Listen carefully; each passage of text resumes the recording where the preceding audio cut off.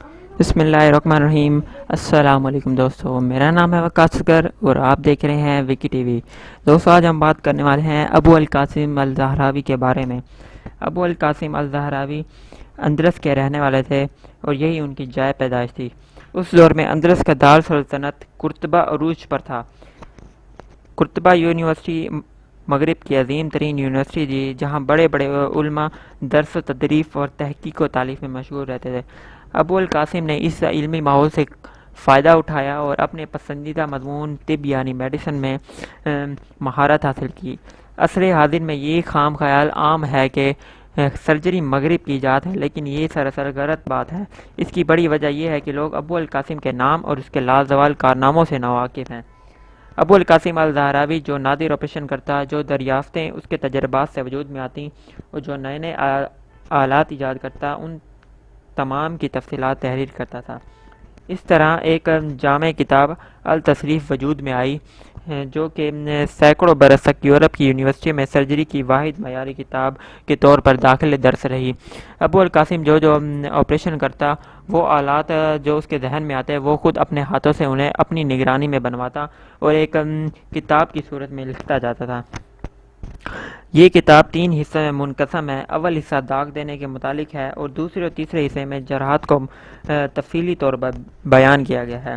التصریف ابو القاسم کی جو کتاب ہے اس کا انداز بیان بالکل عام فہم اور زبان سادہ ہے۔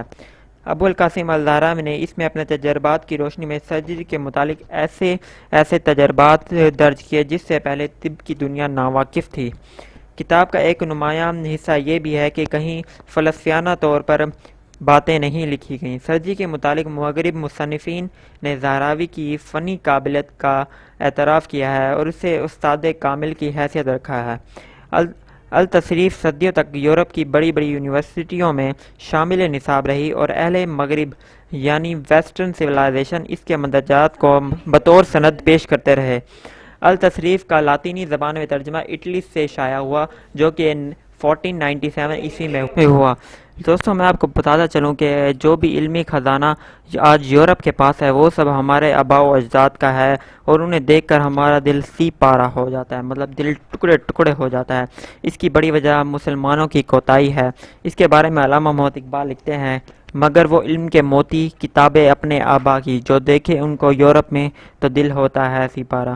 یہ سب مسلمانوں کی اپنی کوتاہی کا نتیجہ ہے کہ وہ ایک پسماندہ قوم بن چکی ہیں۔ تو دوستوں خوش رہیں، خوش رکھیں، اللہ حافظ۔ دوستوں اگر ویڈیو پسند آئے تو ویڈیو کو لائک کریں، کمنٹ کریں اور شیئر کریں اور ہمارے چینل کو ضرور سبسکرائب کریں اور بیل آئیکن کو دبائیں تاکہ لیٹسٹ ویڈیو آپ تک سب سے پہلے پہنچ سکے۔